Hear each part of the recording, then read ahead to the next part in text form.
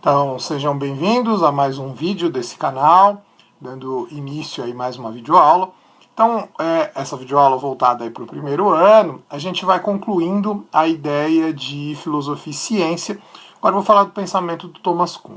Então, semana passada a gente falou do pensamento do Karl Popper, introduziu algumas ideias gerais. Agora a gente vai falar do pensamento do Thomas Kuhn, que é um pensador também alemão, contemporâneo do Karl Popper. Eu cheguei, acho que, a comentar isso na videoaula da semana passada. Basicamente, Thomas Kuhn ele vai fazer uma estrutura, ele vai fazer uma análise, melhor dizendo, do que ele chama de estrutura das revoluções científicas. Tanto que o nome da obra principal dele é exatamente esse, a estrutura das revoluções científicas. O que ele entende por revolução científica? São as grandes mudanças que a ciência passa no decorrer da história. Então a ciência ela evolui a partir das descobertas, dos estudos, das investigações que os filósofos, que os cientistas, melhor dizendo, fazem no decorrer da história, o que é normal. Estou lá fazendo uma pesquisa X sobre um determinado assunto, sei lá, vamos pensar mais uma vez, fazer a relação lá com a pandemia. Estou lá estudando, de repente, como se comporta o vírus a partir do momento que ele ocupa uma célula, que ele infecta uma célula, né, se vai parasitar uma célula, e, sei lá, eu tenho uma descoberta X, tal, descubro que ele, sei lá, é sensível a isso, é sensível àquilo, enfim, ele se reproduz dessa ou daquela forma, tal. Isso é normal, é o próprio da ciência. A ciência, né, o cientista X, ele vai, ou o grupo de cientistas, ele vai fazer um estudo para tentar solucionar algum problema. É isso. Né? A ciência ela não caminha assim. Alguém um dia fala, vou estudar sobre não sei o quê. Geralmente tem algum motivo para isso. Inclusive, o dinheiro que vem, porque para você fazer estudos você precisa ter dinheiro. O dinheiro muitas vezes vem, seja do governo, seja de órgãos privados, porque tem um interesse em se tentar descobrir aquilo ali, né? Dentro da área que aquela empresa ou aquele instituto de pesquisa está interessado. Mas enfim, tá lá o cientista estudando um determinado assunto sobre, seja lá o que for, e isso vai levar ao que o Thomas Kuhn chama de paradigma. Né? O que é o paradigma? O paradigma é a ideia base de um determinado discurso científico, de uma determinada área do conhecimento ou área da ciência, que é a base de todo o conhecimento daquela época, é aquilo que é aceito pela comunidade científica. Então, por exemplo, o que é a comunidade científica? A gente pode dizer que a comunidade científica ela vai estar representada pelas grandes instituições mundiais que estão relacionadas às pesquisas científicas. E aí você tem, né, no decorrer da história, principalmente nos últimos, 2 séculos, cada vez mais coisas específicas relacionadas a determinada área.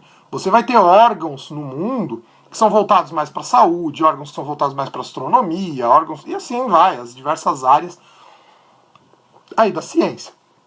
Aquela ideia do paradigma é a ideia que é mais aceita por um determinado grupo da sociedade científica, da comunidade científica.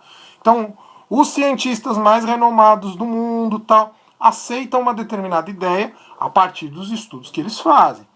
Porém, pode acontecer que, de repente, eu fazendo um estudo, pertenço lá à comunidade científica, sou um cientista qualquer, pegando de novo o exemplo da pandemia, sou um biólogo, infectologista, virologista, enfim, e eu estou lá fazendo um estudo e eu descubro uma coisa que até então vai meio que contra, ou nega, ou mostra uma falha naquilo que era aceito pela comunidade científica.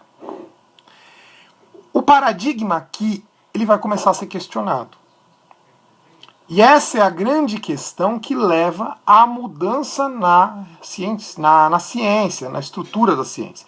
Então, a revolução científica, de acordo com o pensamento de Thomas Kuhn, nada mais é do que a descoberta de uma falha no paradigma, o que ele chama de anomalia. Então, quando eu descubro anomalias no paradigma, isso me leva a ter que dar um salto na ciência. E aí ele chama isso, né, é a mudança da ciência normal para o que ele chama de ciência extraordinária. Então vamos tentar organizar um pouco a coisa aqui para vocês poderem entender melhor. Então tem lá um determinado paradigma, uma ideia que é base da ciência, seja ela qual for, do ramo ali da ciência, seja ela qual for. Vou pegar, para fugir um pouco do exemplo paradigma e usar exemplos que eu sempre costumo trabalhar, pegar, por exemplo, a ideia do formato do planeta Terra, que hoje em dia dá tanta discussão. Por muito tempo, a humanidade acreditou que o planeta Terra era plano. Afinal, essa é a impressão que a gente tem a olho nu, não se tinha tecnologia até século XVI, século XVII, para se tentar descobrir isso, embora já existiam alguns pensadores, lá na Grécia Antiga, inclusive, século VI, século V a.C., que defendiam que a Terra era esférica, mas era exceção, não foi uma teoria que ganhou força no decorrer da história. A teoria que ganhou força no decorrer da história por muito tempo, né, desde o mundo antigo, desde lá do sistema ptolomaico até mais ou menos século XVI, era que a Terra era plana. A Terra era plana, por baixo da Terra teria água, seria como se fosse uma espécie de base do universo que é toda formada por água, e em cima o céu e os astros e tal, e o céu seria um firmamento. Algo que está mais ou menos baseado no relato bíblico da narração, da formação do planeta Terra, da criação do planeta Terra. É basicamente essa. Você pega lá os dois, acho que são os 2 ou 3 primeiros dias da criação, de acordo com o relato do Gênesis, vai mostrando Deus só criando o planeta Terra, criando o planeta Terra e criando o universo, né? E fazendo essa separação da água, não sei o que e tal. Então, por muito tempo, a humanidade aceitou, inclusive o que era visto como ciência até o século XVI, que estava muito ligado à religião, estava muito ligado à Igreja Católica, afinal, a grande instituição de conhecimento era a Igreja Católica na Idade Média, vai acreditar, vai aceitar que a Terra é plana. Começam algumas pesquisas, ao mesmo tempo a gente vai ter o surgimento dos primeiros telescópios e também as navegações. E aí se chega à conclusão de que a Terra é circular. A Terra é esférica, mais do que circular, esférica, né? E isso leva à conclusão de que o paradigma anterior estava errado.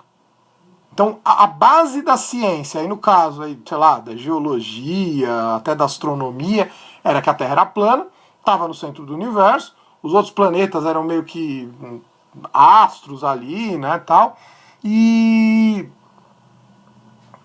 enfim, e essa estrutura ela vai ser negada a partir dos estudos que se fazem e começa a se perceber que a Terra não é plana, a Terra é circular, a Terra é esférica, como os outros planetas que existem no universo e tal, outros planetas e astros que existem no universo. Essa mudança do paradigma se deu porque se descobriu uma anomalia. No caso, as anomalias que foram descobertas foram em cima ou das observações com telescópio ou da circunnavegação que foi feita pelos espanhóis, pelos portugueses, por esses povos que foram os primeiros a se lançar por navegar o planeta Terra, né, sair ali do continente europeu. Essa mudança do paradigma que se aceitava anteriormente, a Terra é plana, para o novo paradigma que vai se construir a partir da anomalia, é o momento que o Thomas Kuhn chama de ciência extraordinária. Então a ciência normal é aquela ciência que é aceita, ela vai ser aceita até que se prove o contrário. No fundo, Thomas Kuhn está falando aquilo que eu já disse no vídeo anterior, só que ele põe mais passos e tal, vai mostrar como é que isso funciona, mas que uma teoria científica ela é válida até que se prove o contrário.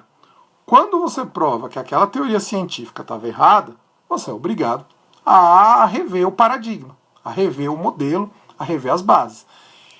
Se a gente for parar para pensar, em grande parte, toda a ciência é isso. É que assim, o que eu quero que fique claro para vocês é que a mudança de paradigma não é uma coisa que acontece do dia para a noite. Ah, hoje eu estou fazendo um estudo, de repente eu sozinho, né, cheguei numa conclusão que é diferente do que a maioria aceita. Não é que eu simplesmente vou chegar, escrever um artigo, publicar meus estudos e isso vai mudar toda a ciência, não. A comunidade científica precisa reconhecer que aquilo que eu estou falando tem sentido. Outras pessoas vão ter que fazer testes para estudar, para chegar em conclusões que ou corroborem, concordem com a minha, confirmem o que eu cheguei, ou neguem totalmente. Fala, não, tua pesquisa em algum ponto você errou aí, você fez errado, e ela não dá para ser levada a sério. Então, basicamente, o pensamento do Thomas Kuhn é isso, né? Essa estrutura das revoluções científicas. O que ele chama de revolução científica é nada mais. Descobrir um erro no paradigma, obrigar a ciência a mudar a sua forma de ver ou de explicar aquele determinado assunto, e a partir daí construir uma outra estrutura científica a partir do novo paradigma que é descoberto. E se a gente pensa, as grandes descobertas que aconteceram nos últimos 500 anos, né, elas mostram muito, comprovam muito essa teoria, ou essa forma de analisar do Thomas Kuhn. Eu peguei aqui da Terra plana, se a gente pensa a ideia da Terra como centro do universo. Então, por muito tempo a humanidade acreditou, né, os cientistas que estavam mais ligados à igreja do que propriamente à ciência, acreditavam no geocentrismo, a Terra no centro do universo. Essa teoria ela foi desbancada, porque também com a invenção do telescópio se percebeu que a Terra não estava no centro do universo. Então, aí depois surge uma outra teoria que é o heliocentrismo, que diz que o Sol está no centro do universo e a Terra gira em torno dele. Hoje nem heliocentrismo se defende mais, porque não é o Sol que está no centro do universo, o Sol está no centro do sistema solar. O universo é muito maior que o sistema solar. E também a gente tem a teoria da evolução, que também, e geralmente percebam, que bate com doutrinas religiosas. A teoria da evolução é a teoria mais aceita quando se fala de origem das espécies e a transformação das espécies no decorrer da história. A teoria que ela vai criticar, ou a explicação que ela vai criticar é a explicação bíblica, de que Deus criou a Terra em 7 dias, de que ali foram criadas todas as criaturas, foram criados todos os seres vivos, para a explicação que vem a partir do Darwin, ali no século XIX, isso se nega, porque vai se dizer que não, que a vida ela evolui e vai se adaptando de acordo com as condições do planeta Terra. Então basicamente é isso. Não é um vídeo muito curto, acho que o Thomas Kuhn não tem muito que a gente ficar também falando sobre o pensamento dele. Geralmente, acho que quando eu estou trabalhando esse assunto em sala de aula, é uma aula só que eu dou sobre esse assunto. Mas é só para a gente perceber como, e para concluir, né, então essa semana é um vídeo só, para a gente concluir, a gente vai percebendo como o assunto ele não é lá muito longo, não tem muito o que a gente falar. E a gente perceber que a ciência, ela não é é lógico que é aquilo que eu já disse em outros vídeos. Ela tem sim respostas muito definitivas, até porque são na base de estudo, mas assim, são definitivas até que se prove o contrário. Então a ciência também ela tem seus problemas e tal. Como eu já disse, hoje em dia é muito complicado falar mal da ciência ou fazer críticas à ciência, porque parece que a ciência não dá conta de tudo. E aí quem daria conta de tudo? Né? Hoje a gente tem uma certa tendência a achar que é religião. Pelo menos alguns grupos aí vão achar que a religião dá conta de tudo. Vamos com calma. Né? A gente vai falar de filosofia e religião a partir da próxima semana. E aí a gente também vai perceber os problemas que existem na religião. Mas o que eu quero que fique claro para vocês é isso. Basicamente, é que a ciência ela vai ser questionada também pela filosofia porque ela é baseada na experiência. A experiência ela é limitada, ela tem seus limites. O que de repente hoje eu defendo, pode ser que amanhã eu seja obrigado a rever, que é o que Thomas Kuhn fala. O paradigma que é aceito hoje na ciência, de repente diante de um problema, como por exemplo o que a gente está vivendo hoje, pode nos levar a ter que rever paradigmas. Então a ciência ela evolui em cima disso.